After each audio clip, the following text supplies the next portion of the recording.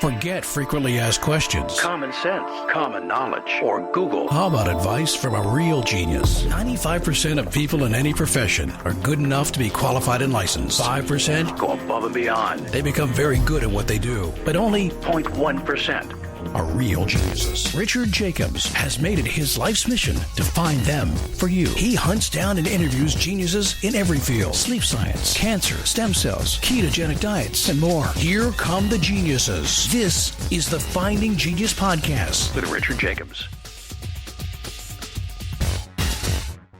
Hello, this is Richard Jacobs with the Finding Genius Podcast. I have Jalonne White-Newsome. She's a senior program officer at the Kresge Foundation. And we're going to talk about climate resilience, what's called equitable climate resilience, and urban flooding and health. So, Jalonne, thanks for coming. How you doing? I'm good, Richard. Thanks so much for having me. Yeah. Well, tell me about your work. It sounds, I guess, maybe somewhat unusual, maybe not. What's the whole background of your work as you're engaged in it right now? Sure. So I work for a national private foundation that's headquartered in southeastern Michigan, started in, I would say, born and bred in Detroit. And the Kresge Foundation, our mission has been to really expand opportunities in America's cities for low-income communities. And so we try and do that in a couple of different ways. The majority through our grant making, which I sit in our National Environment Program.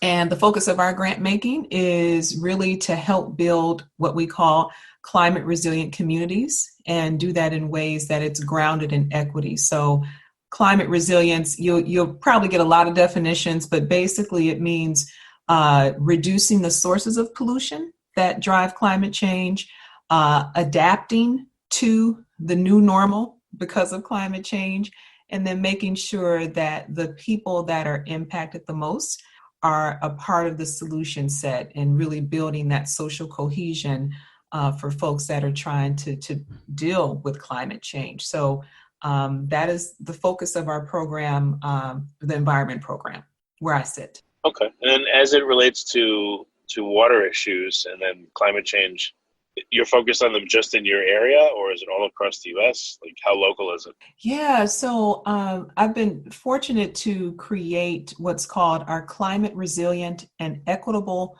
Water Systems Initiative, a mouthful, but it's CREWS, so CREWS, the CREWS Initiative. And the focus of CREWS is to address climate-driven urban flooding. And so basically that flooding that happens in neighborhoods, in homes, on streets, that is the flooding that this initiative and kind of the body of grant making that I lead. And it's really interesting because I guess, a lot of people associate kind of flooding with hurricanes and kind of these huge natural disasters, and folks get it.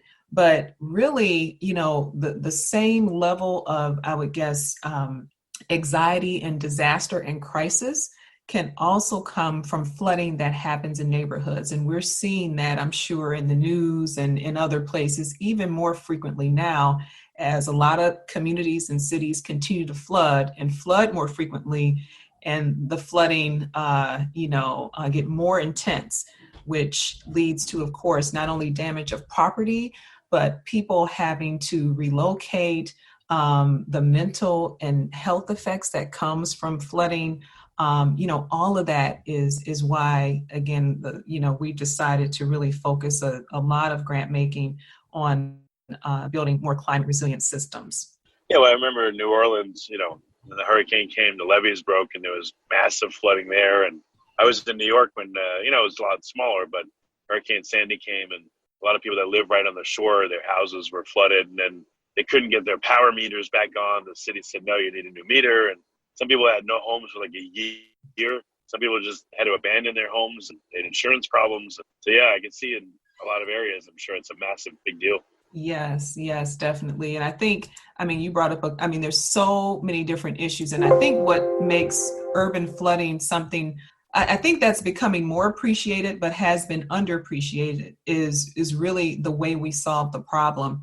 It's not just, in my opinion, throwing up a levee or creating, some type of physical infrastructure to hold back the water or contain the water.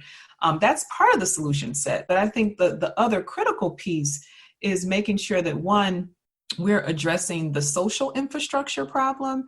And so when a lot of these like flood events happen, there's a couple of things going on. One, the physical infrastructure in most of our cities, particularly our older urban cities, it is just old and dilapidated. And you could probably look at any recent study or survey of our physical water infrastructure. And, it's normally graded an F, by, planners and architects and folks of that nature. So we know there is a huge lack of investment in our physical infrastructure. But I think what has been cool for me in doing grant making in this area and really bringing together a diverse set of, I call solutioneers. So not just the engineers, not just the researchers, but also community-based organizations and advocacy organizations, is that you can really create solutions to flooding problems that benefit everybody. And so you're using the science, but you're also creating solutions that provide health benefits, that provide economic benefits, that provide opportunities for communities to build cohesion. And so we often talk about, in addition to kind of your concrete and pavement, green stormwater infrastructure as a solution, because it has all these multiple benefits, particularly in areas that have sometimes been ignored, not updated, and where there's little to no water infrastructure. Well, do you deal with access to water and water rights, or you focus solely on flooding situations? So what's interesting, and with most foundations, you have a kind of a siloed strategy. And, unfortunately, silos is not the way the world works. So while most of my grant making within the CRUISE initiative is focused on climate-driven urban flooding, there is this body of work around integrated water management that I am, fully supportive of, and many of our grantee partners work on this integrated water management, which means, I don't care if you're looking at stormwater, wastewater, or drinking water. It is all connected inherently, because in most cases you might have a utility that works on all three, or a couple that are working, in the same city. And so even though most of our support goes towards urban flooding, really a lot of the work, I think, supports the broad issues that cut across the silos of the water sector. So yeah, it's super important to affordably access all those pieces. Well, how do you get people to care about places that may flood or do flood, like even within a city? Like, so I'm thinking about the United States. If I'm in Kansas, why would I care about people in New Orleans or New York or coastal areas? And then even if I'm in a city, I don't know if I'm in Louisiana, but I'm inland versus right on the coast, or if I'm in a high elevation area that I never see any flooding versus a low one, how do you get me to care or even notice? Because it's not really my problem. Let's say if I live in an area that doesn't affect me. Yeah, I think that question, Richard, is a question with the whole, I think folks have asked like for the whole environmental movement in general. One of the questions, like, why do I care if my air is not killing me? Why do I care if my water is good enough to drink? Why do I care if I'm not living next to a Superfund or a toxic waste site? And I'm in my comfortable suburban home. My kids are great, we're healthy, yada, yada, yada. So I totally get it. And oftentimes, until something happens or until a crisis or something affects you or hits you personally or someone, it's easy to kind of put it out of our mind. And so I guess for me, when I try and think about when I've had opportunities, particularly when I was lobbying on Capitol Hill in DC, and I would go into offices that I knew really where environment, justice, injustice was not a priority. I think it's important to understand who your audience is and what their value system is. So even though, for example, I might not have been directly impacted by a flooding event that occurred in Detroit. It could be a family member of mine, which in this case, unfortunately, it has been for the last several years. My parents have been very much directly impacted by flooding on the east side of Detroit. But also thinking about the overall burden that it places on society and our infrastructure. If we continue to have to pay, to kind of shore up these physical infrastructure systems which aren't doing their job, and that's just on the water side. If we continue to have to shore up our public health infrastructure, again, because there are communities that are more burdened or overburdened by, health issues, that is going to cost you eventually. And then I think just, in terms of just the common good and just the moral argument that, someone else's fight, is my fight. And so how can I change what I do or my actions that, can make, it might sound hokey, but really the world a better place, the city a better place, my neighborhood a better place. So, I think sometimes it's hard to make that case when it's not hitting us personally, but eventually, I tell you, when I ask this question, when I'm doing speaking engagements, the hands have continued to grow over time of people that have been impacted by some aspect of climate change or some aspect of flooding or some aspect of a health crisis. So I think it's all our duty to do what we can, out of, I guess, just sheer, concern for, the men and women in our society. Well, I've heard that, something will impact people if they can visualize or picture how it will affect them personally. Mm-hmm. So, I heard one guy from the insurance industry say, it's hard to sell a life insurance policy unless someone literally pictures like the hearse in their driveway, to be really graphic. Yeah. As you were talking, like I imagined a city. So I imagine a waterfront property. It's probably very expensive. It's really nice. And if that place floods, people may not be sympathetic because they may think like, oh, that person's rich and they're on the water. And, and then I imagined like people that maybe just live in a really crappy area. Maybe that happens to be a low-lying area. There's no access to water, but they just get hit if it floods. It preferentially pools up there and drowns them out. And those people, I'd have obviously much more sympathy for. But then again, I don't know. It's just, I'm imagining different people that would be affected by a flood. And depending on who's affected, people either would be sympathetic or not, maybe for different reasons. It's all these factors are like going into my head as you're talking. So I'm thinking. Yeah, no, you're totally on it. The ramifications for, again, a wealthy person with a waterfront property that happens to flood, most oftentimes, and I won't say all times, that person can either relocate, they can build back.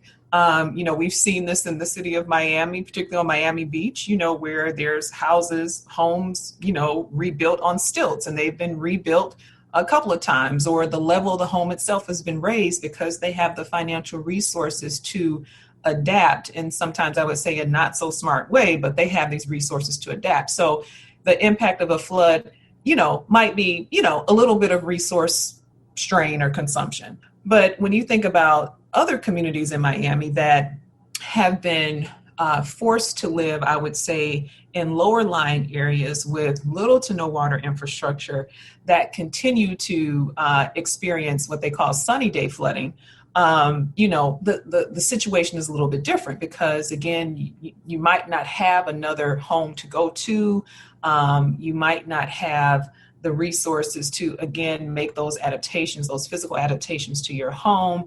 And then, again, what's interesting in some cases, which seems, really weird, but, some of the properties that, were kind of deemed to be, properties where lower income communities or communities of color or immigrants, kind of owned land and homes are now actually, even though they're being flooded out, and these folks are being forced to move, they're now being gentrified. And that these, again, more wealthier people that maybe have more money and more resources are now coming in and trying to buy up these spaces. So it's a really interesting dynamic in that a lot of folks, particularly low-income communities and some communities of color, were forced to live in these areas due to redlining and other political practices decades and decades ago. And it was intentional not to have the infrastructure there, just all sorts of environmental insults. And so now as our climate continues to change, people are in an even worse situation, which is, what you mentioned, we witnessed in New Orleans and what we witness in many cities, unfortunately, across this country. If you like this podcast, please click the link in the description to subscribe and review us on iTunes. So I can picture if I live right on the water, climate change may cause, for instance, rising sea level, and then it encroaches on my property and eventually gets me. But how does climate change affect people that are, in these areas and low-lying depressions or other, like specifically what's happened? Is it just more storms that get to them? What else? What's going on? Yeah, sure. So I'll give the example of my parents. So basically, they have a home on the east side of Detroit that is actually near a dock. And so Detroit borders a city called Grosse Pointe, which is, I would say, super duper affluent. And when it floods, they have created a wall that's supposed to prevent the water coming from this dock to go over the wall into the neighborhood where my mom lives.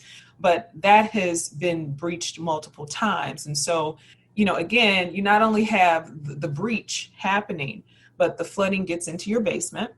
And you think, okay, well, this is just one time. So you pay someone to come suck the water out. But then it happens again, and you've just repurchased appliances or redone your carpet. And again, you're losing stuff and money, stuff that's, not cheap to replace. But then you find out a year later that even when you had that cleanup, you're starting to, have issues with your breathing. It's like it's like your asthma and any allergies are being triggered. And so you find that there has been mold and other things that have now gotten into the air and the ventilation system because of the flooding that happened a year ago, that, again, it wasn't properly remediated.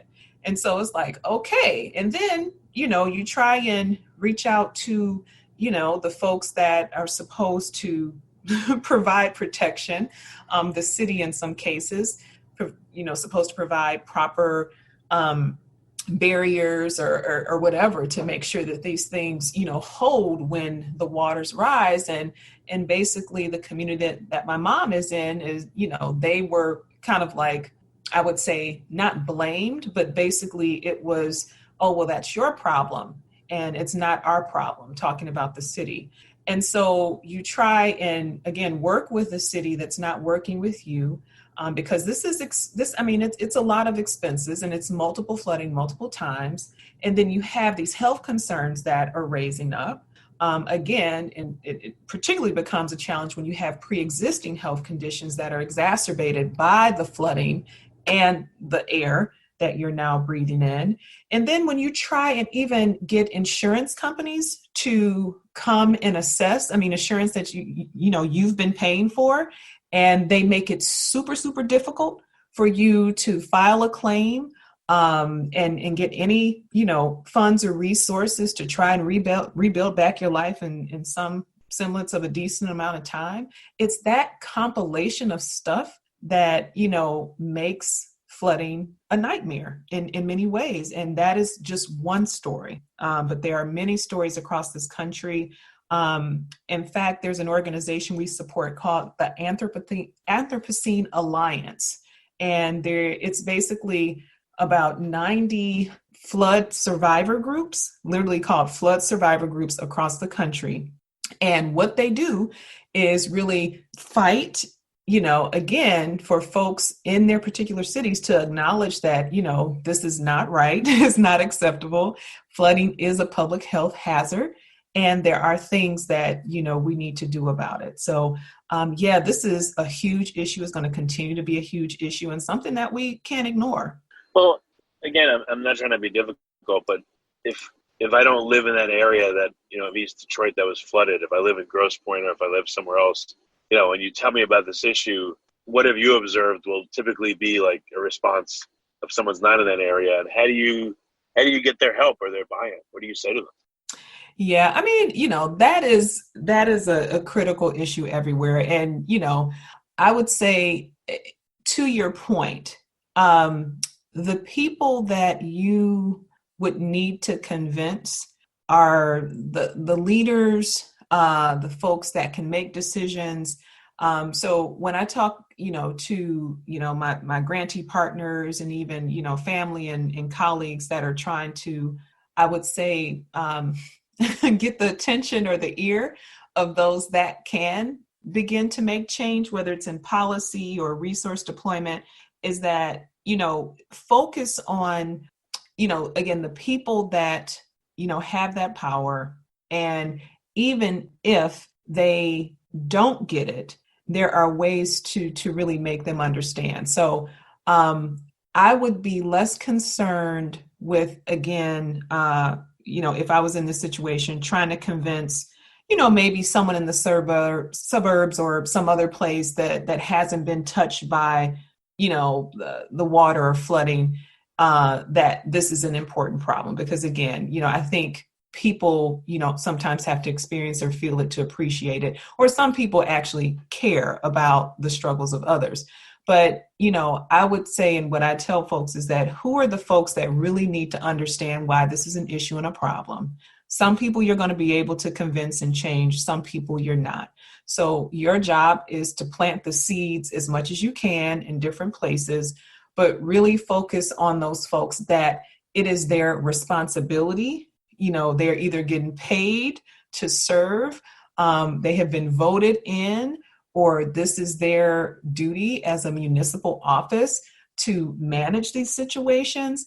Like those are the people that you focus on, and you, again, go through the normal chain of command. But if folks don't listen or they're ignoring you, then that's where you have to use some different tactics and strategies.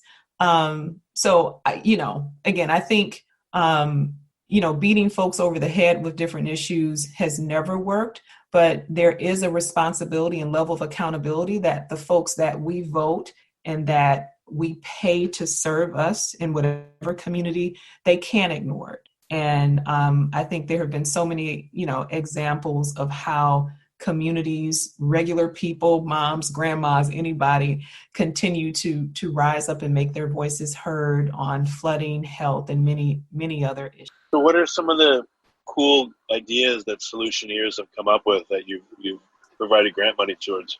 Yeah, so I mean, so many different things, but, as you were, asking that question about how do you kind of convince people to care, I was thinking about a group that we support in Atlanta, and really it's a group of groups in Atlanta, but I'll specifically talk about Eco Action. Small community-based organization, but they have, I would say, a big heart and a big reach because they have been creating, with the help of other partners like American Rivers, which is a national non-governmental organization, and others, this Atlanta watershed learning network. And really the purpose of this network is to not only educate community members in kind of what they can ask for or what they should expect in terms of, kind of the water infrastructure and other amenities in their communities, but it's also an opportunity to create a table where the city leaders and the municipal leaders and those folks that make decisions can come and sit and learn from communities as well. And so I think with most of these kind of solutions, a lot of them are not rocket science. It is literally, I think, one, being able to sit and listen, two, being able to have a conversation, three, making sure that there is as much emphasis on what the community brings to the table as much as the government officials or folks, in positions of power are bringing to the table. And so that is, I think, the beauty of collaboration. And that doesn't happen a lot where you have, utility leaders and communities coming together to really kind of co-create a set of solutions. And I think that is just really cool. And there's many models, within the grants, the grantees and the Cruise initiative that are using that type of, learning to action environment. Well, what have you noticed works in terms of convincing people? Do you stratify people? There's ones that are directly affected, which you would hope it's easy to convince them. Then there's ones that know people that are directly affected, like your parents. And then there's people that just, have no relationship at all with the people affected. Do you think about your outreach in those terms, and do you focus just on the easier ones, the low-hanging fruit, or what have you noticed in those different groups of people and how you have to convince them? Yeah, so I'll share an example. Again, it's this, I would say this kind of collaborative learning table style. An organization we support called the U.S. Water Alliance has historically been a place where utilities from across the country come together to learn. Again, the water sector has, historically, and still is in most cases, very, white, male dominated, just that's the way it's been. And so about 4 years, I guess it's been 4 years ago when I started at the Kresge Foundation, and I was really looking to figure out, who could be potential partners. I knew that one of the key folks that we needed to get into this conversation to better understand climate change and to better understand why equity is important in decision-making was we had to have water utilities at the table. And so at the same time, the U.S. Water Alliance was coming into new leadership, and their current CEO, Radhika Fox, we had a conversation and really dreamed up some things. And a couple of those dreams have manifested themselves into learning tables. So one specifically around climate, water, and equity, and one focused on water equity. And so what these tables brought together was literally teams of cities. So I think we had about 6 to 9 different cities that came together over a 2-year period. And these teams included the water utility director, maybe a local or community foundation, community-based or environmental justice organizations, a local environmental NGO, sometimes someone from economic development or things of that nature. Like these tables, it was at least 7 to 8 people per city that committed to coming together over 2 years to create a roadmap. And these roadmaps, which they called equity roadmaps, addressed several issues related to the water sector. But I think what I learned from kind of watching that process happen from afar over the last couple of years is that, one, it is so important for people to understand where you're coming from.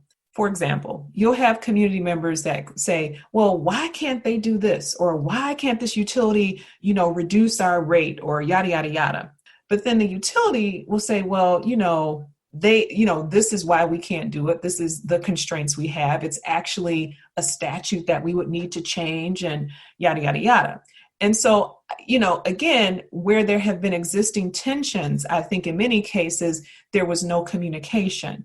And so what I think is super important when you're trying to create really, really robust solutions is that people have to understand where you're coming from and understand your perspective. And oftentimes, most people, in my belief, aren't intentionally trying to harm. In some cases they are, but most of the time, people actually care about each other. And, they just don't really understand why this particular community member might be so fired up or passionate, because now this table has created a space for them to hear their story, to hear why green stormwater infrastructure and job creation is so important. Put a face to an issue, and that it's not just, the policy issue that I talk about in my, conference room back at the office. So I think one of the things that I've learned is the importance of understanding the perspective and the experience that everybody brings, and how that is super valuable in creating a solution that, everybody can live with. I also think it's super important and necessary to address the underlying institutional and structural racism that exists not only in the water sector, but across different sectors. Even in philanthropy. I mean, I could, science, research, whatever. I mean, there are just ways of doing things that have existed on and on and on and on that have never been questioned, and that, really need to be questioned and need to be changed. And while there are some structures that are in place that, again, haven't been created to intentionally hurt people, there's some structures that are hurting people. And so I think until we begin to ask the questions as to why we have this process, or why we have this procedure, or why do we have this policy, or why are we only seeing state revolving funds for, water infrastructure deployed to this particular city when we know that there's a need in 10 other cities in the state. The opportunity to uproot some of these practices that have been detrimental to populations, I think, is something that continues to come up, not only in this kind of learning table over the last 2 years, but in all aspects of, the work around water and public health. Yeah. Last question. Is there a favorite example you have of an intervention or a solution, again, by a solutioneer that did make a change and improved a community's protection against flooding? Any good stories? Oh boy. I mean, there's a lot of good stories, but I'm trying to think of one that kind of embodies, a lot of different things. And I'll probably, I guess maybe, I'll go back to Anthropocene Alliance, the organization that I chatted about earlier. And I hope I'm getting the community right. One of the things that I think is really neat about how Anthropocene Alliance does their work is that, again, they have these flood survivor groups. And again, these are the way the executive director and founder describes it, regular folks kind of, most of the groups are not, 501c3s. I mean, just folks that have come together because they're just tired of being flooded out and tired of being forgotten about. And, one of the things that I find so inspirational is that Anthropocene has made a partnership happen with American Geophysical Union, AGU. And there's this aspect of AGU called the Thriving Earth Exchange.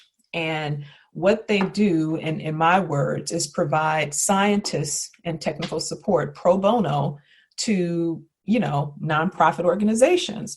And so I think what has been so cool, and, I can't think of a specific example, but I know of two where these scientists from AGU have worked with a couple of groups, a couple of the 80 groups in Anthropocene Alliance, and provided testimony, provided research or data to help them build the case to create change in their communities. And so, I'm thinking of one particular situation in, I want to say Mississippi, with a group called ECHO, where, one of the scientists, and a lawyer provided some pro bono support, a couple of communities in Chicago. So I just really feel like that collaboration between scientists that care and want to use their science for good and apply it to actual problems and issues that communities are struggling with right now. I think that is just a beautiful model of how we need to think about our use of science, but also the service of science and how it can really change people's lives like now. So that is truly inspirational to me as someone who has always loved science since being a little girl, and really fascinated with the way we have an opportunity to make science even more powerful. Very great. So Jalonne, what's the best way for people to find out more about these initiatives and to see how they can participate, whether they've been affected directly or know someone who has, or it's important to them? How do they get in touch? Yeah, sure. So I would encourage folks to, definitely reach out to me on LinkedIn or Instagram. You can find me by my name, or you can definitely go to our website at Kresge. So www.kresge, Kresge.org, and search for the CREWS initiative. So CREWS initiative.